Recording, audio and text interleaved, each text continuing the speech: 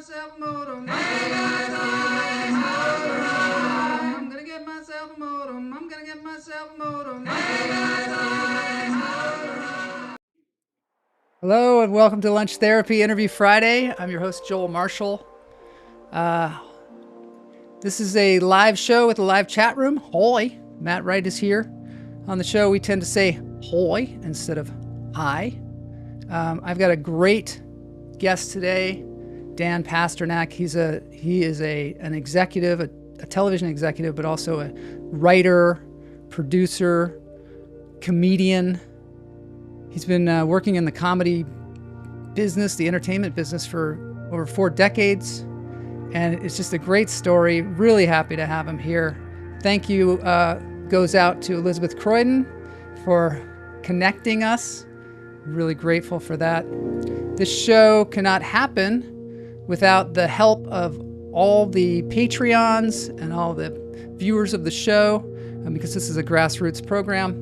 And we are funded by Patreons. Here are our Patreons. We're flying into Los Angeles right now. Our guest is in New York, I believe. These are all the Patreons. Thank you so much for being here. Mike Knox, Todd Lee, Kamala Lopez, Liz Lopez, Robert Lopez, all the Lopezes. Jay Patterson, Ivy Palma. Jay is here. Holy Jay. Pam Palmieri. Thanks for the really interesting present that Pam Palmieri sent me the other day. Neil Phillips, Seth Ward, Jason Edelman, Mary Marks. Couldn't do the show without you. And now we breathe.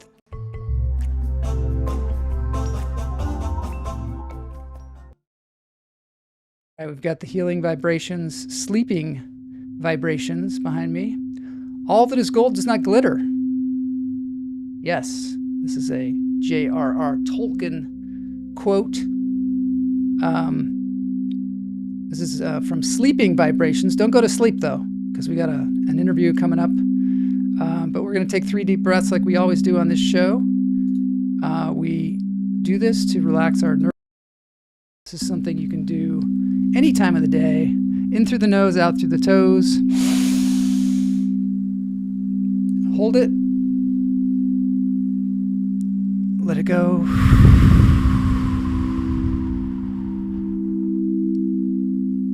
You can also go to healing vibrations or sleeping vibrations or chakra vibrations. Get some sound bowls in through the nose, out through the toes. Completely free. Elizabeth Croydon is here. Let go. As I said before, Elizabeth Croydon connected me with Dan Pasternack today, and what a blessing that is. She needs the sleeping vibration. Yeah, you can listen to this anytime. They even have ones where the screen is just all black, so that it doesn't wake you up with the light. In through the nose, out through the toes.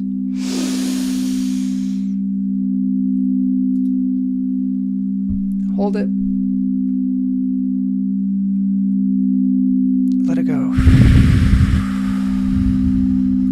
Yes, we are a cult here, the Hummingbird Cult, led by our my assistant, Boney, who's a plastic skeleton. He is the guru. Welcome to all. This is a cult that doesn't put you in a mind cage, allows you to come and go freely. Anytime, you can join us here on Tuesdays at noon and also Fridays at noon. Fridays are Interview Friday. On Tuesdays, it's a variety show with a contest where you can win money. I know. Pretty cool. That's starting to build quite a bit. Last week we had someone named Doll Fox who was on. Got 8 questions right out of 8. Pretty amazing. No Googling, of course.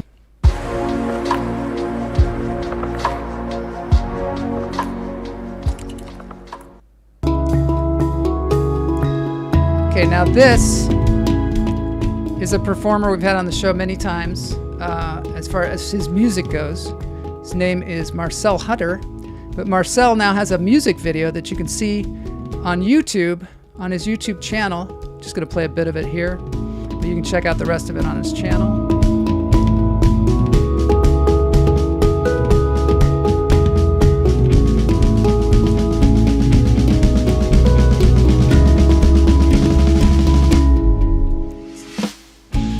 called Sands of Time. You can see they got some sand on their instruments even. And that's Marcel Hutter playing the handpan.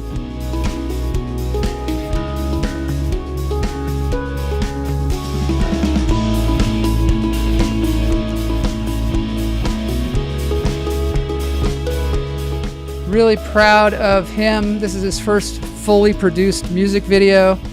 He's out of Germany. We've had him on the show playing many times, and it's just like starting to really take off. So that's cool. All right, moving on with the show. Check that out at Marcel Hutter on YouTube. All right, now we're moving into the interview portion of the show. Wow, what a life this guy is having, Dan Pasternack. He is somebody who has been dedicated to comedy production, comedy television, comedians, stand-up comedians, comedy music. His life is just really just about creating content, nurturing people that are creating content, helping make the world a better place, putting more laughs out in the world. He's worked as a producer, programmer, professor, preservationist, comedian, and writer. I believe his name is on the wall at the Comedy Store. Grew up in Los Angeles. Began at 11 in the entertainment industry with an interest in the great radio personality Dr. Demento. A lot of us grew up listening to Dr. Demento. Spawned performers such as Weird Al Yankovic. We'll talk about that and how he worked with him. And then he went on in high school just to storm the castle. Got himself behind the walls of Paramount Pictures. Worked there as a PA, various jobs, learning the ropes. Smart kid. Sort of Judd Apatow level of smart kid. He went to the prestigious USC Cinematics School of Cinematic Arts. And at the same time, he was performing in comedy clubs. And he had gotten there by writing jokes for famous comedians. Because he met all these famous comedians. Some of them, Milton Berle, Bob Hope. The list is amazing. He interviewed them, but he also wrote jokes for them. And then they were like, maybe you should tell some of these jokes yourself because some of these are in your voice. And so he started doing stand-up comedy while he was in school, traveling around the country at comedy clubs and colleges, doing stand-up. And after college, the next logical step would be, of course, to become a television executive, high-level, high-profile executive at the Fred Silverman Company, UK's Granada Entertainment, Carsey Warner. Of course, a lot of people know that company. Then he worked for Turner Broadcasting Company, the comedy platform Super Deluxe, where he worked with Bob Odenkirk, Brad Neely, Maria Bamford, Tim and Eric, Norm Macdonald, Nick Kroll. And then later on, there's a lot here, but I'm going to try and condense it. He became the VP of Development and Production at IFC, where he shepherded the great show Portlandia with Fred Armisen, Carrie Brownstein, producer Lorne Michaels, and also Comedy Bang Bang. So now he's on the faculty at NYU Tisch School of the Arts teaching television development while still developing things and nurturing comedy throughout the world. He currently is going to be touring a new cut of The Airplane with the director. And that's going to be touring around. We'll give you more information about that. There's a link in the show notes. But also the cast of Stand By Me. They're showing the movie and then also having a reunion of the cast. And this next film, which I'm going to show you a clip of, Ryan Reynolds produced this. It's the John Candy documentary. So let's get into Interview Friday.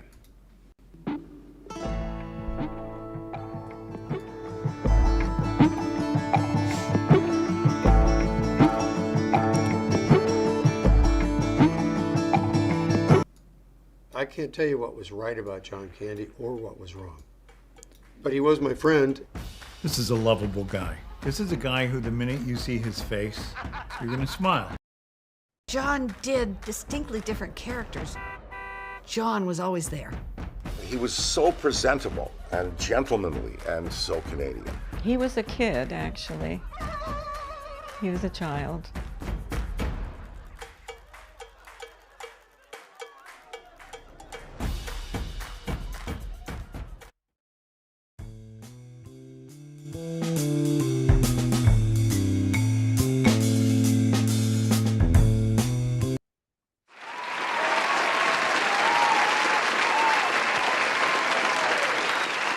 Welcome to Lunch Therapy, Dan Pasternack. So wow, Joel, thank you so much. Wow, what a career you're having. It's just incredible. I mean, some kids just kind of go for it right away, and that seems to be the way you did it. What was it about your upbringing? Was it just because you were in Los Angeles, or you call yourself, what do you call yourself? Obsessive Comedy Disorder, OCD? Were you like that when you were 11 years old? So I was. I like to say that if I wasn't in front of the television in a movie theater, in a legit theater, in a comedy club, in a record store, in a bookstore, I was seeing an endless parade of child psychologists who diagnosed me with both what is now known as ADHD. I was on Ritalin, I was on Cylert, and also OCD, which I determined that my particular manifestation was obsessive comedy disorder. Comedy disorder. So I do have these clinical diagnoses, but I'm trying to make them work for me, Joel. Yeah, we got to work with what we got, right? Got to work with what we got. Indeed. And you worked, I mean, like me, you were a fan of the Dr. Demento show. I did not know that these people actually existed except in my radio. But you knew that they were around and you could go and actually meet them. For those of you that don't know Dr. Demento, maybe you can set that up a little bit too for our listeners. Sure. So Dr. Demento, now you are absolutely right. Being in Los Angeles was one of the great advantages that I was blessed with in my early life. So growing up in the 70s and 80s in LA, Dr. Demento was huge. Now he was nationally syndicated. But I like to point out, and this is a little bit of bragging, the people who heard the nationally syndicated show heard a 2-hour Dr. Demento show that was what the entire country got, and there was only a funny 5. In Los Angeles, live on KMET 94.7, Little Bit of Heaven, KMET, Tweedledee, 6 to 10 p.m., the 4-hour Dr. Demento show that was only for Los Angeles. It was live in Los Angeles. Yes, and we got a top 10. Oh my gosh, how could that be? I know. What can I tell you? And then he would occasionally do these live remote broadcasts around the city. And when I was 11 years old, so I was in the 6th grade, I went to Tower Records on the Sunset Strip, and Dr. Demento was doing his show live from, I will tell you where that picture is. Yeah, we're going to talk about that. Wow. Yeah. You've been stalking my social media. I'm stalking you. I don't know. I didn't know you were doing this kind of prep. Good for you, Joel. Thanks. So that is me at 11 years old, holding a copy of my single released on Poison Ivy Records that came out that summer, the summer of 1980. That is October 5th, 1980. That is the Los Angeles Country, LA County Fair. And that is when Dr. Demento premiered my song, Dan's song, on his radio program. And he interviewed me first at Tower Records. And then I was so excited. I worked all that summer for my mom. My mom, who was in the clothing manufacturing business, she let me come to her factory where I worked every day that summer. I'm getting a round of applause. I know, they're applauding you for your mom. Your mom got some applause. Yeah, well, good. You know what? She's somewhere appreciating that. Yes. So she paid me $2 an hour to build and pack boxes on the loading dock. I made enough money that I could press those records. Were you Ivy Records? Poison Ivy Records. Poison Yes, Ivy of course. Records? That was That's me. you. And people ask me all the time, do you have any of those left? And I think I may have 3 copies. I think I had 2, and then when my parents passed away, I inherited their copy. So You now have to I think digitize it and put it on I- your YouTube channel. I've gotten requests for that, and somehow I just can't get around to it, Joel. I found a tape of me and my friend. We used to do a radio program that, just for ourselves. And we would tape it and we do all the voices and stuff. And my friend gave it to me and I digitized it. I'm glad I did because it's nice to have, you know what I mean? And it's also, you just sound like chipmunks. Oh, no question. No question. Now, I was a late bloomer, so I did not get much above 5'2", and my voice didn't change till I was about 17. Yeah. Oh, really? Yeah, me too. Well, mine hasn't changed yet. So I'm still working on it. So you went to Tower Records on Sunset to see them and to see Dr. Demento, and then you found yourself in the show. Is that what happened the first time that you saw him?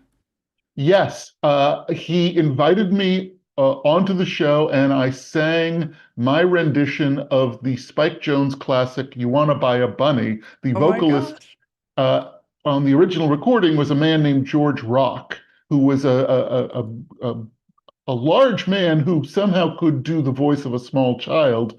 I, at 11 years old, unsurprisingly, was very deft at also singing in the voice of a small child. So I sang this song, You Wanna Buy a Bunny, and got a rousing round of applause from those in attendance there at Tower Records.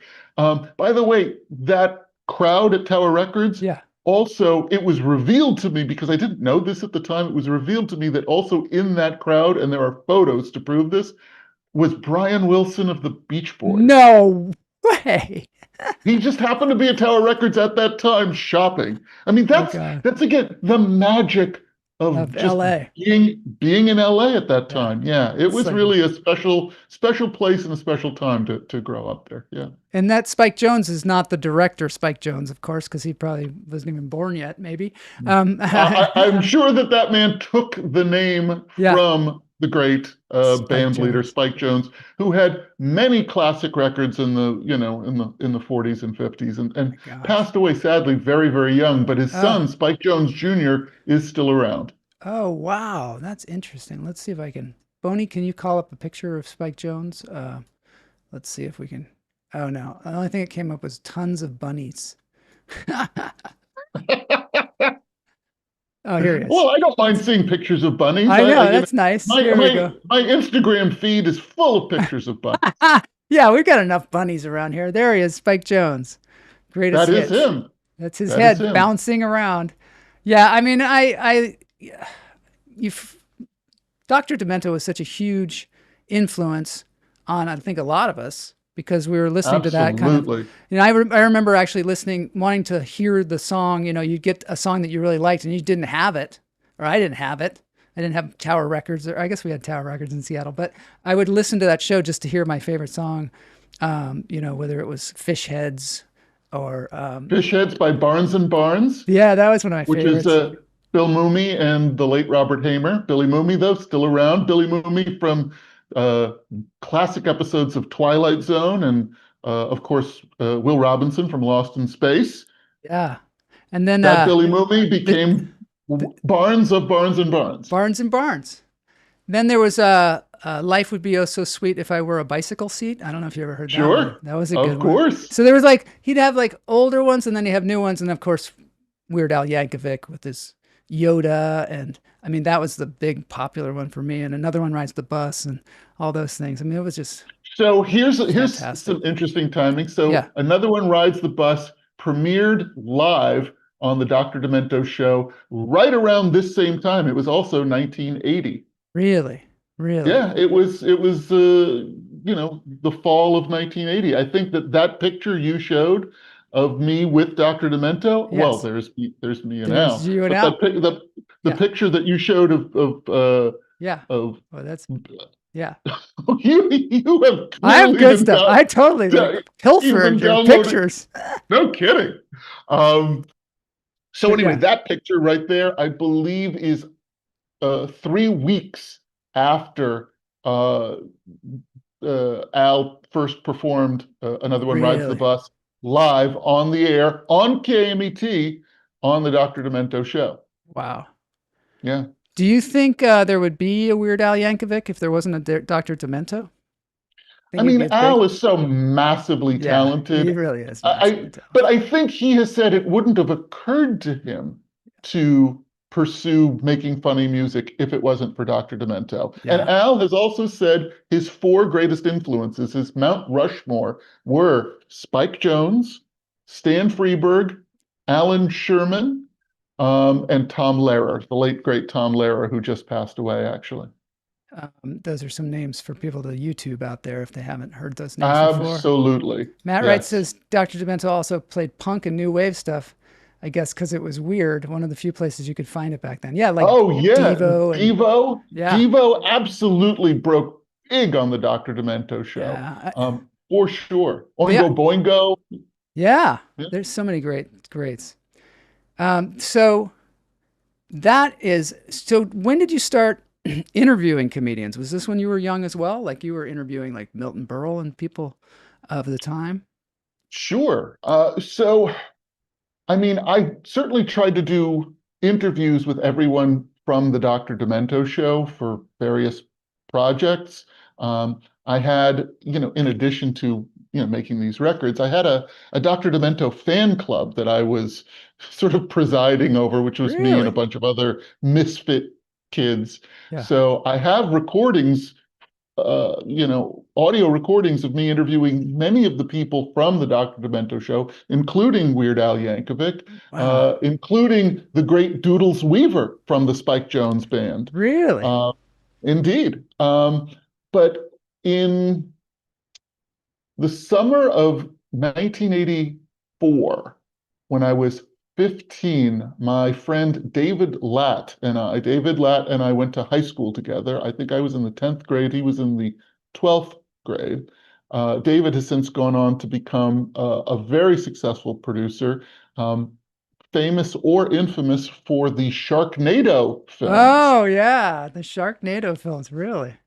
So that Yes, was your first but producing partner, the Sharknado guy.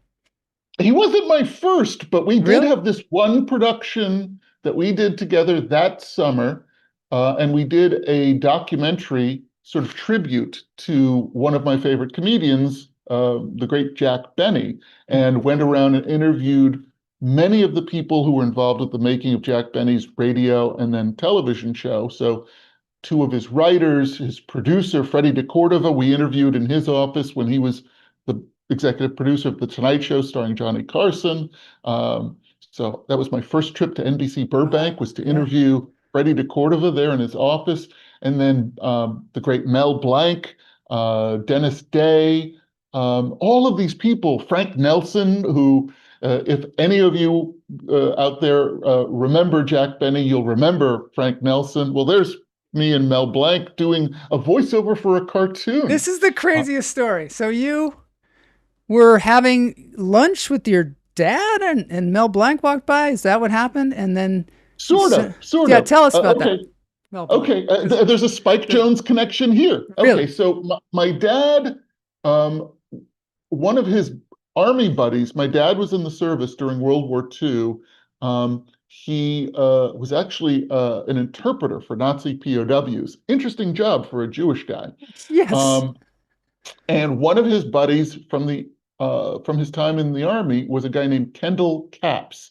Kenny Capps went on to become a drummer who played for Spike Jonze, and my dad told me that, and I was like, "Oh wow!" So he said, "Do you want to meet him? We'll go have lunch." So my dad and Kenny Capps and I went to lunch. We went to pick up Kenny Capps at his office. I forget what he did for a living at this point, but his office was on Wilshire Boulevard at like Wilshire and Beverly Drive in the penthouse, in the same suite of offices with Mel Blanc. So we're there waiting for the elevator, and Kenny Capps said, "You know who that is? That's Bugs Bunny." I'm like, "Mel Blanc?" And he's like, "Oh, so you know who Mel Blanc is?" I was like, I'm kind of a huge comedy nerd, and at this time, a big, not just cartoon fan and a fan of all of his funny records that he made, but also his work on radio with Burns and Allen and Judy Canova, and of course, Jack Benny. Huge Jack Benny fan. So I just begin to gush all over Mel Blanc's and all over Mel Blanc, and I tell him, I have all of these cassette tapes of all these old radio shows that you were on. And he was like, wow, I don't have any of those. Can you make me copies? Absolutely. So I would come to his office and bring him armloads of these Really? cassette tapes. Yes. And he was like, wow, can I pay you for this? I'm like, no, you cannot pay me for this, Mel Blanc. And he goes, well, then let me buy you lunch. And so Wow. Mel Blanc started taking me to lunch. I am 12, 13 years old at this point, and we become friends. So every once in a while, I will be making some film or video project, or I'm always doing creative projects. I'm a kid, Yeah. that's who I was. And so he would say, what are you working on? I'd say, oh, I'm doing this little half-hour comedy video that I wrote. And he goes, oh, great. Is there anything in it for me? Really? Is there anything in it for me? Says Mel Blanc. Well, I was like, well, now there is. Yes, there is. It's all for you. So then I went on to do this documentary that I was talking about with my friend David Latt about Jack Benny. And of course, Mel was in that. And around that time, Mel was doing the voice of Heathcliff in the Heathcliff cartoons. Mm-hmm. And one of those great old voiceover actors was cast to play a little boy.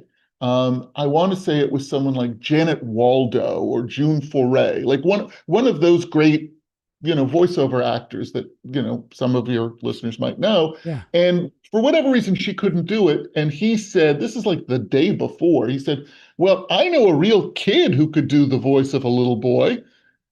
Now, Mel had been sort of teaching me the art of doing cartoon voices. Really?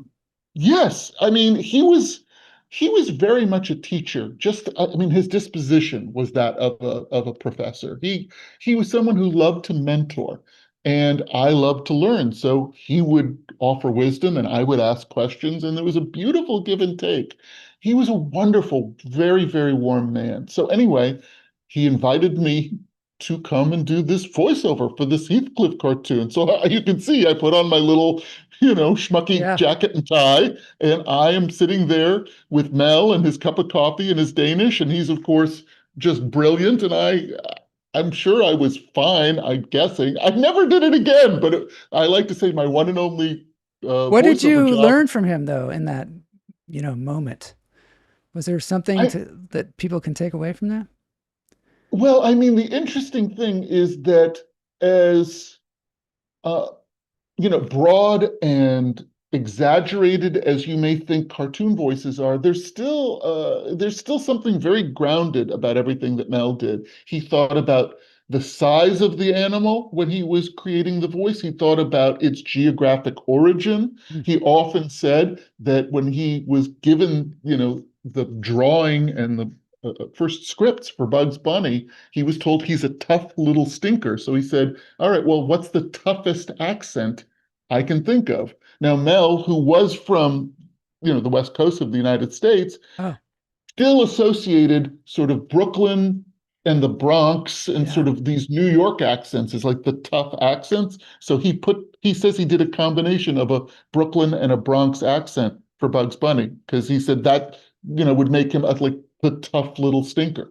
Did he move around when he did his voiceovers?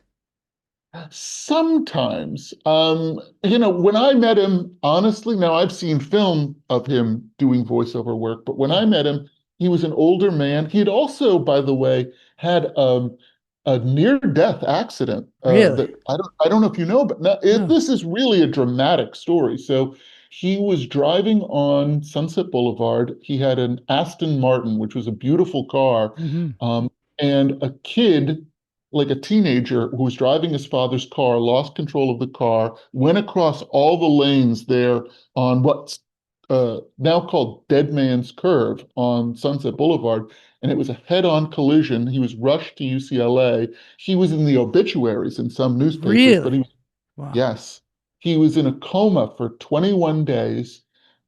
He had a triple skull fracture. He said, I mean, literally, I think every bone in his body, except for like one arm that he said was kind of hanging out the window, was broken.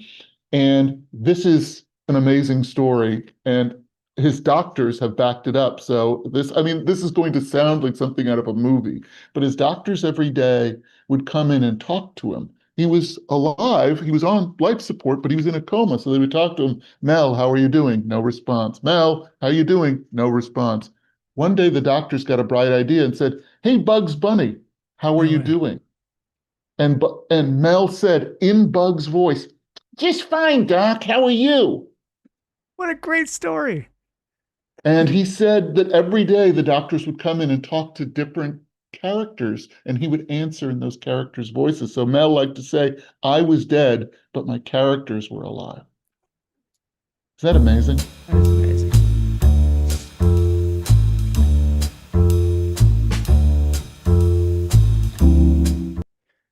Okay, we're barely out of your childhood. Here we are, out in the oil fields. So we're barely out of your childhood. Somehow you get yourself over to Paramount. Were your parents super like? Did they give you a lot of guidance as far as what to do? Were they in the entertainment industry or anything, or how did you? They were not know? in the entertainment industry, but I had great parents. I was Yeah. blessed with really wonderful parents. My dad was very funny and also an insomniac, just like me. So when I would sneak out of bed to watch KTLA movies till dawn because, you know, four Marx Brothers movies were airing, he and I would watch movies together. Or when I snuck out of bed to watch The Tonight Show with Johnny Carson, I mean, he tried to discourage me, but he was like, "Oh, all right, you can watch the monologue." And it's like, Yeah. all right, you can watch to see if he does Karnak. Okay, let's see who the first guest is. All right, let's see if there's a comic. And then it's 1 in the morning. Yeah. So my dad was great that way. My mom was very practical. So she was in the fashion industry, first as a buyer for the May Company, then in manufacturing, as I'd mentioned, for a while. And then she became the store manager at the Bullocks, which later became the Macy's store in the Beverly Center. And she opened that store in 1982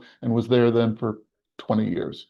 So my parents were both very practical. You know, they were both first generation American Jews who, you know, kind of worked their way up from nothing.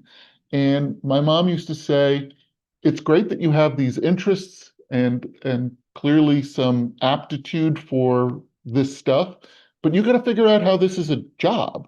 You have Yeah. to figure out how what you want to do is a profession. Yeah. So I got this internship at Paramount Pictures when I was 16, Hmm. and that really opened my eyes to everything. And it really showed me, oh, this is a business. You know what I mean? Yeah. So I got to PA on two different movies that summer, Mhm. you know, for a few days each, but they were two really influential movies in a lot of ways for me. The first being Clue Wow. with Tim Curry and Everybody. Madeline Kahn and Yeah. Michael McKean and Martin Mull and Leslie Ann Warren and just Yeah. amazing cast, Christopher Lloyd. Um, the second was Pretty in Pink. Really? Yes. Wow. So, I Wow. mean, Did both John were, John Hughes didn't direct that? He just no, produced no, it? Howard Deutsch Howard directed Deutsch, Pretty in yeah. Pink. Hmm. Yeah. Hughes was, I think, in post on Weird Science and in prep on Ferris Bueller at the time. Incredibly prolific guy. Hmm. Yeah. Um, but I did also get to meet all of the stars that were on that lot. So I got to meet Eddie Murphy and Michael Now we got to Keaton, remember John Candy. Did you meet John and Candy at that time? I did. So John Candy had just done a film for Paramount, directed by the great Carl Reiner, called Summer Rental. Oh, yeah. And I saw it, of course. I saw and he all the was John on, Candy. All of it. yeah. Yeah. And he was magic. I was a huge SCTV fan. And in fact, when I first met him on the lot, so I, as the intern on the lot, they gave me a little golf cart to drive around. And I would see, this was summertime in Hollywood. It was really hot. And I would see John Candy kind of walking, sort of lumbering. This is, you know, a massive lot in Hollywood. Yeah. And he'd be sweating, and I would pull up and I would say, do you need a ride? And he seemed grateful to accept my offer. And so I would say, oh, what time are you going to be done with your meeting? I'll drive you back to your car. But again, he's John Candy. So of Yeah. course, I'm talking about all my favorite things that he would do on SCTV. So Mhm. he would do the voice of Jaak Schmengi of the Schmengi brothers for me. And Really? I mean, he would do the William B. Williams laugh. And I mean, Mel Blanc, by the way, was that way. Like, he just, Mel loved kids, and so he would always do voices for kids. And I sensed this same kind of like childlike ebullience of John Yeah. Candy as well. So Yeah. I was 16, and he was very, very sweet to me. And then a few weeks, maybe a month or two later, I ran into him at Starkey's Delicatessen in the Mm. Beverly Center, where my mom Where your worked. mom was. Yeah. Yeah. And so he was sitting by himself in the deli there, and I just went over to say hi, and he remembered me, and he said, "Sit down." Really? And he bought me lunch. No way. John Wow. Candy bought me lunch. That's so Yeah. cool. And it just couldn't have been more lovely. So, there's an old saying, never to meet your heroes. Yeah. I don't know who said that, but I've always said they must have had different heroes than And me. they must have. They must have. Okay, so here's the thing that's happening Yes. soon. The John Candy I Like Me documentary. Ryan Reynolds is the producer, and you're going to be touring this movie. Yes. So if you go to johncandy.com, you'll see this. The tour dates are down here. Tickets are available. Ryan Reynolds is going to be there, and some surprise people are going to be there, or Yes. somebody who's a surprise. I wonder who Yes. that is. We don't know. We There will may be not know. surprises in each of these cities. Yeah. So it begins in Ridgefield, Connecticut. I believe that's already sold out. But then we go to, let's see, Philadelphia, New Brunswick, New Jersey. Then it goes west to LA. The tour hits Chicago, Toronto, and then back east, winding up in Brooklyn. And last date we're doing is in Boston. Boston. I'm only Cool. moderating 5 of the 8 dates. Kevin McCarthy will be doing Los Angeles, Chicago, and Toronto. But Ryan Reynolds is appearing at all of them. All of them, really. This He's came like a about huge John Candy fan, I guess. massive, Really? massive. And in fact, in many of Ryan's movies, including all the Deadpool movies, there are John Candy Easter eggs. Really? That's Yes, which he'll great. talk about on this tour. Yeah, Oh, this was really a passion project for Ryan. So Ryan, who I've known for 25 years, came to speak to the TV development class that I mhm. teach at NYU's Tisch School of the Arts, and he mentioned this. Um, and I said, "Oh, so you're doing this documentary about John Candy? Is it going to get a theatrical release, or are you going to have a theatrical window?" He said, "No, no, no, we're doing it for Amazon. It's going to premiere at the Toronto International Film Festival, and then it's going to be on Amazon." I said, "You gotta show this in front of an audience and get a group of people together in a room to have Good the idea. communal experience of seeing this documentary." And by the way, this is before I'd even seen it. I have now seen it, and it is really special and really Mhm. touching. Yeah. But I also said, "Ryan, you need to talk about why this was so important for you to make this documentary, and why 31 years after John Candy passed away, like his work still resonates, and why, now more than ever, someone who sparks such joy is important to remember." So he loved the idea, and we put this tour together. So I'm really excited and really honored that, Ryan said yes. And, between the good folks at Mills Entertainment who are producing the tour with us, and Ryan's company, Maximum Effort, it became a reality. So we're hitting the Fantastic. road week after next. All right. Link in the show notes. People should definitely go to that. Please.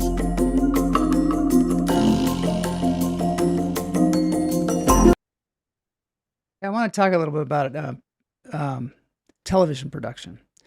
Sure. You have shepherded a lot of television shows that are very popular, including Portlandia, Comedy Bang Bang, and many others. And you've worked with some of the greats, Bob Odenkirk and Maria Bamford and all these people on these shows.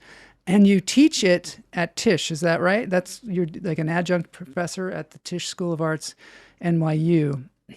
So Yes. So I teach to yeah. third-year grad students in the grad film program at Tisch. Yes. Wow.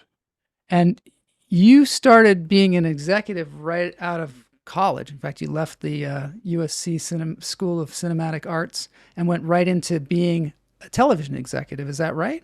Is that how It worked? was a kind of a circuitous path. So Yeah. I was, doing stand-up and writing for comics You were all through doing film stand school. up. Were you making money at it too at the time?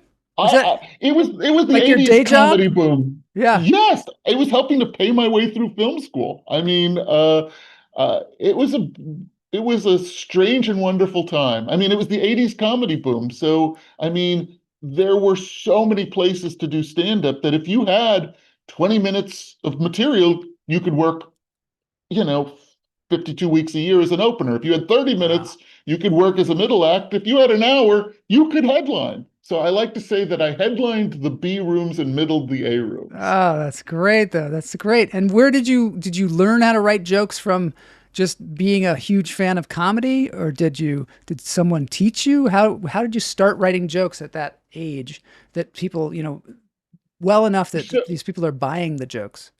And well, so look, I have been studying this my whole life, yeah. reading about it, studying it, watching everything I could. And then around the time I was working for Paramount, I started going to the improv with the people in the casting office at Mhm. Paramount.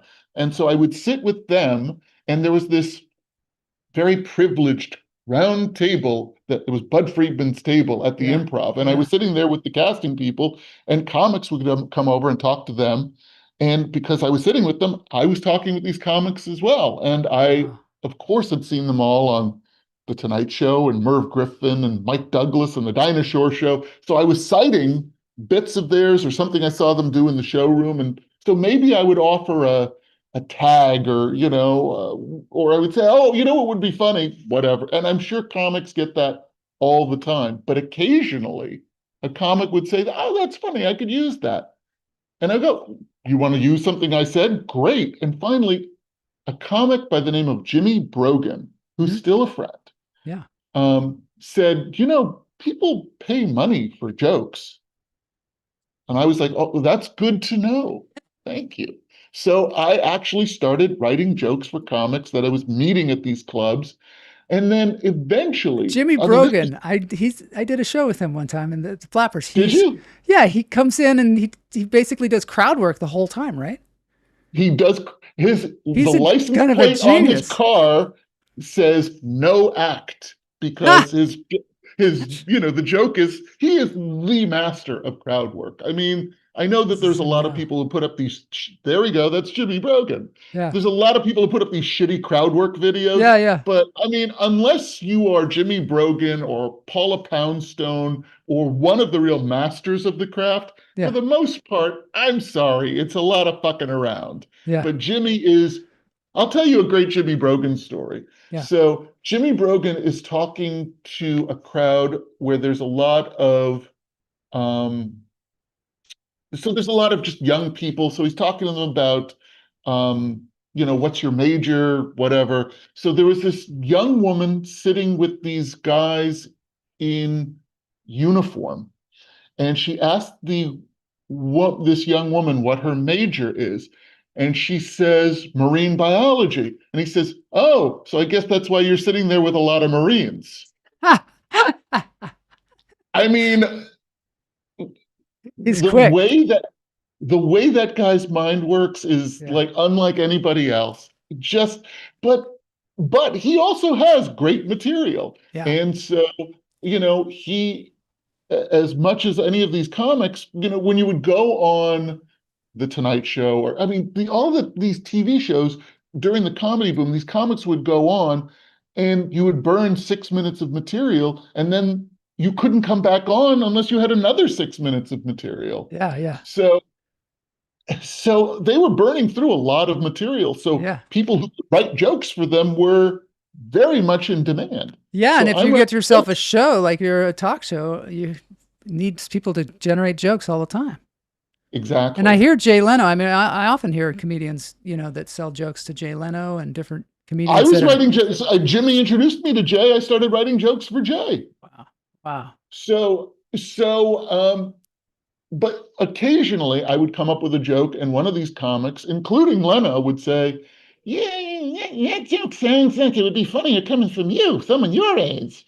Ah, So, I mean, I was getting that a lot from a lot of comics. And comics were then offering me jobs to come on the road with them. They'd say, come on the road with me. You can make $500 for a weekend, and then we'll write some jokes together.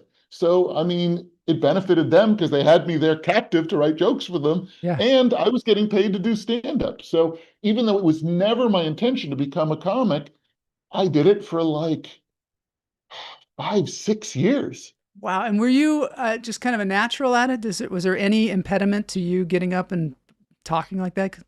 Yes, talent. Behind a microphone. Talent is a major impediment. No, it sounded like you were bursting with talent and knowledge. And I did fine. Fine. I think it taught me a lot about what it takes to communicate to an audience. Mhm.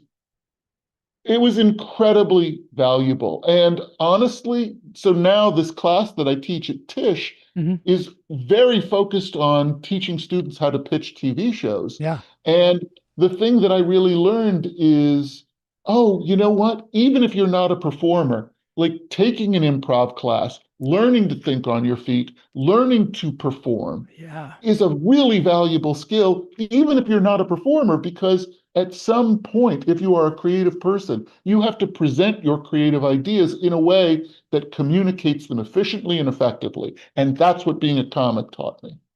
That's interesting. Yeah.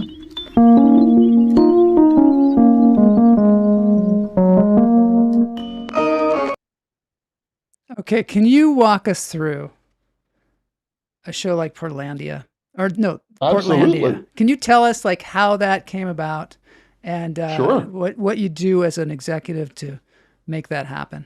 Or what you did? It's a great specific story. question. Yeah. No, Okay, it's a let's great see. story. So I started at IFC in January of 2010. I was there for about 3 weeks when I got an email from a guy named Andrew Singer. Andrew Singer at that time was the president of Broadway Video. But about 8 years before that, Andrew Singer had been my assistant at Carsey Werner. Oh, really? And Be in nice, fact, I be nice to your assistants. Absolutely. But we were also great friends, Yeah, In of fact, I course. had recommended him for the job at Broadway Video. He literally went from my desk to being a junior executive at Broadway Video and then working his way up and then being the president of that company for many, many years. Mm. So he reached out to me when I started at IFC and sent me an email. Do you like Fred Armisen? I was like, well, who doesn't like Fred Armisen? So Andrew sends me these videos, these Thunder Ant videos that Fred and his friend Carrie Brownstein had made when Fred went to go visit Carrie in Portland. I had seen these videos when I worked at Super Deluxe, which was my job prior to IFC, because I was, looking at a lot of short form comedy stuff. So Andrew said, Fred and Carrie want to do this as a show. So I was like, of course. So Andrew, Fred, and Carrie come in to meet with me and the entire programming team at IFC. And they really don't have an idea, excuse me, for the show. I mean, I think that the idea at that time was we want to do sort of 2 11-minute improvisational sketches, kind of like Nichols and May. And that's a show. Yeah. Geniuses. But Nichols and even May. though there wasn't a concept for the show, Yeah. I have this really strong belief that you just sort of bet on really, really talented people. So we said, look, there's not a show there, but we'll come up with it. One of the things that came out of the conversation when Fred and Carrie came into the office was that they had shot these videos in Portland because that's where Carrie lived. But Portland wasn't baked into the concept at that time. But out of the conversation, we said, like I've been saying to people, just trying to think of a way to sort of distinguish the programming at IFC. I've just come in to be the head of development. And the the programming strategy was very loosely defined as sort of like, okay, alternative comedy. But I really wanted to be very literal in being an alternative because IFC was very small and not on anybody's radar. So when people were sort of saying, what are you looking for? One of the first things I said was no LA, no New York. Just because I feel like the aesthetic of LA and New York felt like I'd seen it everywhere. Yeah. So let's not do what everybody else is doing. And the aesthetic of Portland felt very specific Yeah. to me. Mm-hmm. You know, well, you know, being from the Seattle, Pacific Northwest. Yeah. Yeah. Well, it really rang true felt, with all of us, you know, people in the Pacific Northwest, because right. growing up in the Pacific Northwest, it was like we didn't exist. But I feel like it's got its own vibe. It's got Its own vibe. look. Yeah, totally. And all these characters that Fred and Carrie were playing all felt very Portland, Hilarious. right? I mean, yes. it all felt There's like they so lived many within... varieties of people that they came up with. I mean, it's just, I love the goth couple that they did. Oh, yeah. It was hilarious. And it really resonates because Carrie Brownstein's from, I guess she's from Tacoma, Washington, or someplace nearby. I think originally, yes. Yeah, so right. it's like really, she's not, she has a lot to draw from, you know. And I don't know how Fred tapped into that. I mean, how does Fred tap into that Portland vibe? Did he live there for a while? Was he? Fred is a chameleon. He loved Portland, and I think he just could absorb it. He really is. Have you seen that thing that he does where he goes through the entire United States talking about and how does all the dialects? Dialects. It's amazing. It's amazing. Of course. Yeah. And so the real key, I think, and I want to credit him, was Jonathan Kreisel. So we were looking for somebody to team with them to create this pilot and direct it and give it a look and a feel. And Jonathan Kreisel, I had known when he was an editor for Tim and Eric when I was working at Super Deluxe. Really? And he was at that point directing some of the digital shorts for SNL. So when Andrew Singer and I started talking about who to bring in, Kreisel's name came up. So Andrew coordinated a meeting with my colleagues at IFC and myself. That's Jonathan Kreisel, yes. Thanks, and Bodie. so Jonathan came in and he said, I think Portland is the third character in the show. He says, I think it's Fred, Carrie, and Portland. And so, I mean, we were just all in violent agreement about what this would be. And so they went off and made this presentation. Now, I will tell you, the most valuable thing that I did for the development of Portlandia was because Fred and Carrie work improvisationally. I said to my bosses, they can't write a script. This is an improvisational comedy. We have to see it. So we gave them a tiny little bit of money, and they went off to Portland and shot it. And in that pilot, in that little, barely funded little pilot, I can say how much we paid. I think we offered them $150,000. I think they asked for an extra 25. We said, sure. So it was $175,000. And in that pilot was the Feminist Bookstore with special guest Aubrey Plaza. Classic. There was Fred and Carrie as themselves with the mayor, played by Kyle MacLachlan. Kyle MacLachlan, yeah. There was Cacao, with them doing the gender swap couple, with Carrie's voice being pitched down. There was Bicycle Rights with Fred as Spike, you know, the fixed gear bike riding guy screaming bicycle rights. There was Put a Bird on It. All of these things. Put a Bird on It was in it too? Yeah, there's the Cacao couple with me and Lorne Michaels. That was from season 2 when Lorne came to Portland when we were shooting the show. So he was an executive producer on it, Lorne Michaels? So because Andrew worked for Lorne at Broadway Video, this was executive produced by Lorne Michaels. Yes, indeed. Wow.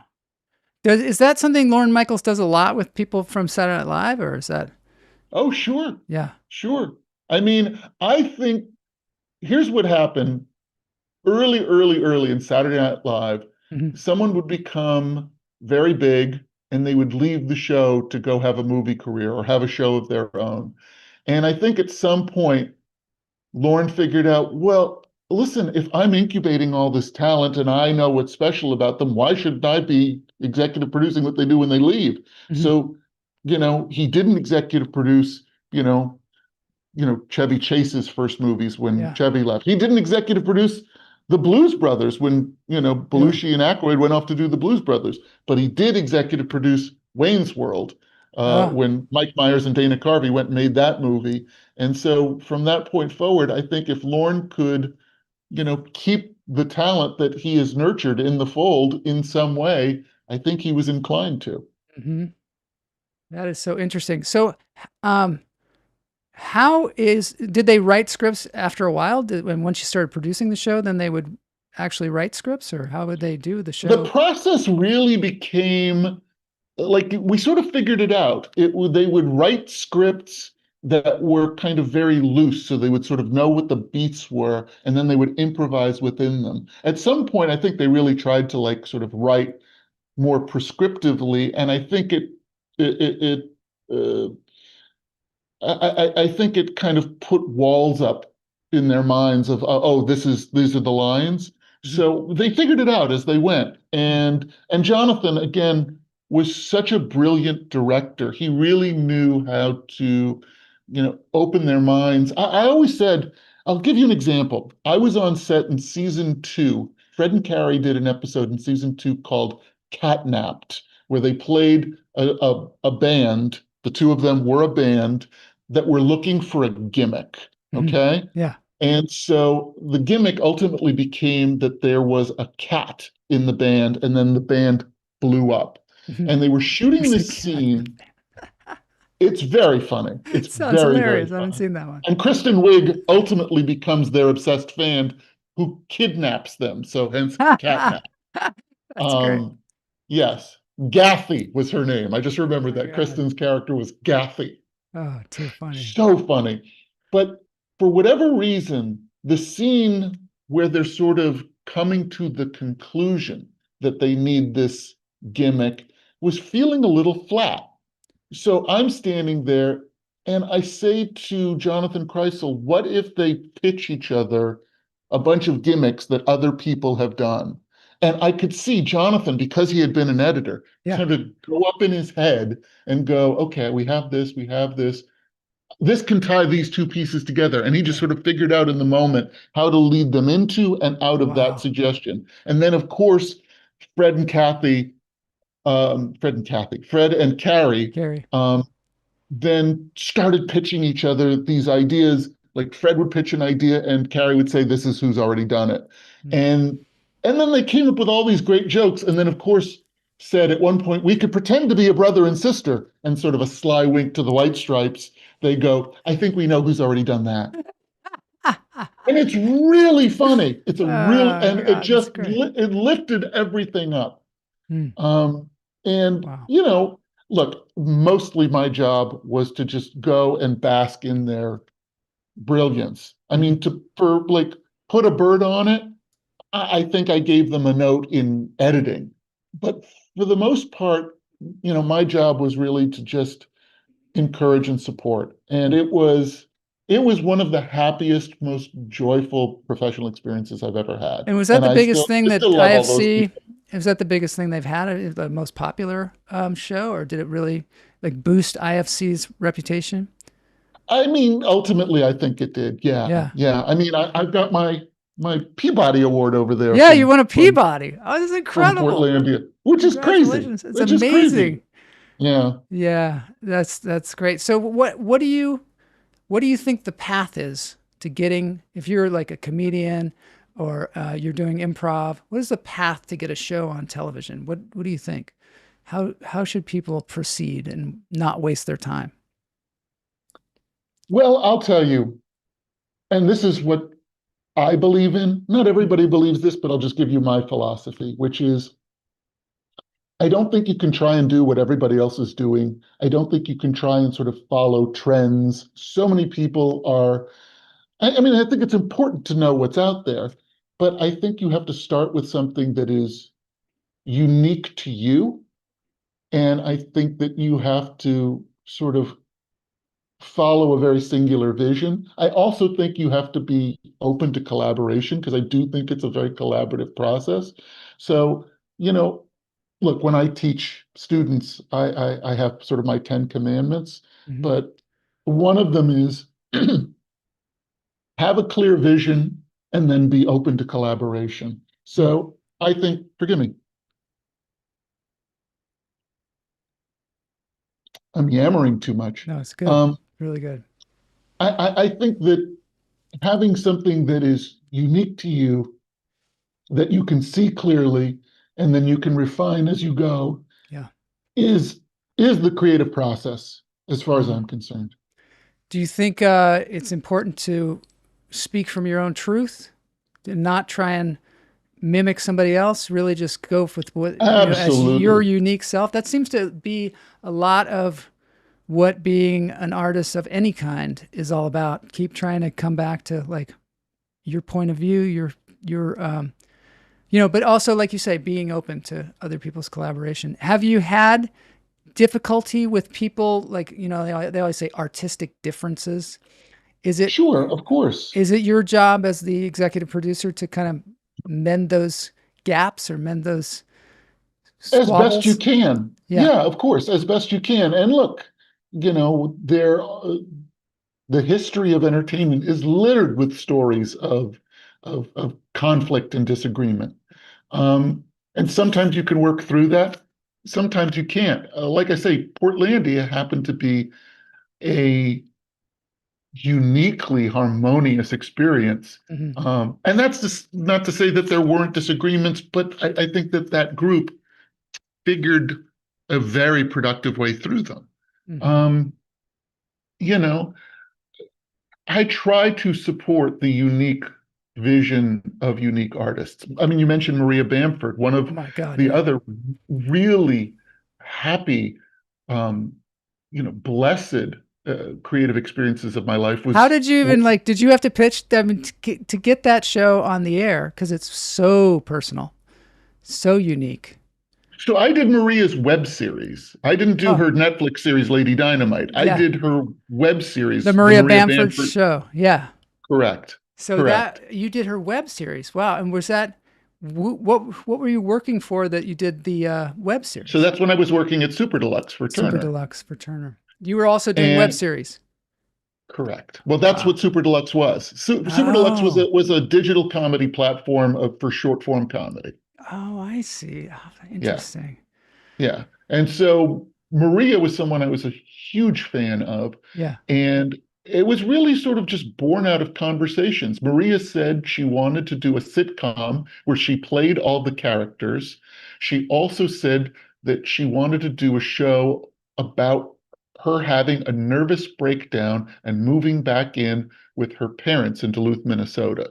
So those two ideas became one thing. And then my contribution to it was around that time, there had been a kind of famous or infamous hoax on YouTube. This was the infancy of YouTube when you could still sort of pull off a hoax like this. I Mhm. think it was called something like Lonely Girl, which had been sort of a fake vlog of like a teenage girl, but she wasn't a teenage girl and it wasn't really what it seemed to be.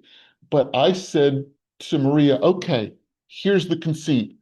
You have really had a nervous breakdown and you are making a sitcom where you're playing all the characters from your parents' house in Duluth, Minnesota. So the aesthetic is going to look completely homemade. This is sort of cheapness as a virtue, which Yeah. is, would sort of recur for me in many things that I worked on, like Mhm. Portlandia, when you don't have a lot of money Yeah. and you sort of figure out how the aesthetic can not suffer, but in fact distinguish itself in some way because you don't have a lot of money. So, okay, Maria, your sitcom is completely homemade. We at Super Deluxe didn't ask you to make this. You have had a nervous breakdown. You're at your parents' house in Duluth, Minnesota, and you are making an autobiographical sitcom where you play all the characters. And then she and Damon Jones, who wrote them with Maria and then directed all of them, just went off, and just the two of them made this 20 episode uh, web series with a really beautiful arc that culminates with the final episode makes me weep. I mean, it's hilarious, but it's also like everything Maria does, also full of feeling, and Yeah. it up there with Portlandia in terms of things that I've worked on that I'm really, really proud of. We got a good question here. Is there anything like Super Deluxe today, short form comedy platforms that you would recommend? You know, there was this kind of renaissance in short form comedy. I mean, around the time we started, my friend Rob Barnett started My Damn Channel with great shows like Rainy Days and You Suck at Photoshop and I mean, really great stuff. And then Funny or Die came Yeah. about, I think, a year later. Yeah. And I mean, unfortunately, the landscape is littered with people that sort of, or at least companies that sort of tried to go into this business and then, like Super Deluxe, pulled the plug. I think Super Deluxe, I moved to Atlanta for this job, and 18 months later, they pulled the plug after I'd adopted our daughter and bought a house in Atlanta. My God. I mean, it really kind of upended my life. Yeah. So, you know, there are a lot of people that are making great short form comedy, but generally they stay to the big platforms like Yeah. YouTube and YouTube. TikTok. Yeah, I know Tim Heidecker has that High Network, which is really interesting, but it's very niche. And you have to kind of be in on the joke, I feel like, to understand. You what's always have going to on. be in on the And joke his with joke, Tim and I'm Eric. still trying to figure him out, but I really enjoy They their did our work. first live series for us. They did Tim Tim and and Eric Eric. Night Live. Well, really? Tim and Wow. Eric Night Live What was with it like working with them? Was it sort of like confusing? Because they're funny, but the angles they take are hilarious. it wasn't confusing to me at all because I was all in. I mean, Yeah. look, I'm a fan of Andy Kaufman and a lot Yes. of that kind of subversive, uh, is this real or isn't this real kind of comedy. Yeah. So I got what Tim and Eric's thing was. I mean, you know who really got them started was Bob Odenkirk. Yeah, really. And Yeah, Bob Odenkirk got like a VHS tape of some stuff from them and sent it to Adult Swim, and they were off and running ever that's since. cool. That's cool. Yeah. All right. Well, we have to end the show, unfortunately. We're beyond the hour, but this has been super. I mean, this has been such a treat to have you on the show. Thank you so much, Joel. Yeah. It's really been a pleasure. Yeah. So, you're welcome back anytime. There's so much more to talk about. I was like, oh my gosh, you're like such a wealth of information. But there are 3 things in the show notes. There's the johncandy.com, so go see that. There's the director's cut of Airplane. Like David Zucker is going to be there. And I think our first date is in Seattle, actually. I think really? October Oh yeah, at the Paramount 3rd? Theater. Yes. Yes, that's so. So we're going check to that out. Seattle, we're going to Denver, we're going to, I think, Dallas and Austin and Sugar Land, Texas, and probably some new dates will be announced in the near future. I can't So, believe there's a director's cut of Airplane. I've got to see it. Too bad it's not in Los Angeles. Here's my take on this, and I Yeah. have yet to speak to David about this, about why he did it, Yeah. but I have a theory, which is that most artists I know are never completely happy with their work, even when it's the most brilliant, most like all they can see is what they would do differently. Yeah. So I think that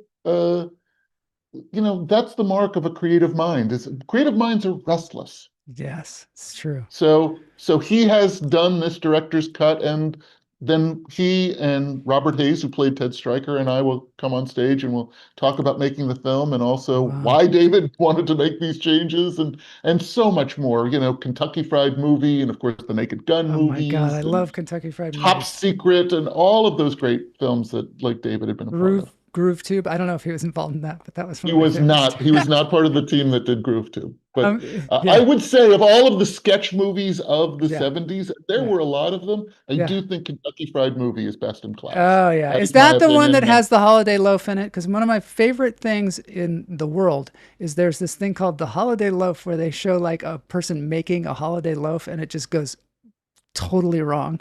It's you'll have to. I check know it what you're out. talking about. I don't think that's Kentucky Fried Movie, I but think I'm it not might sure be which- Groove Tube. Might be Groove It Tube. might be Groove Tube. You might be Anyway, right. they're- They all do kind of smush tunnel vision. They all kind of smush together a little bit in my head. Yeah, me too. All right. So one other thing, because you're doing Stand By Me as well.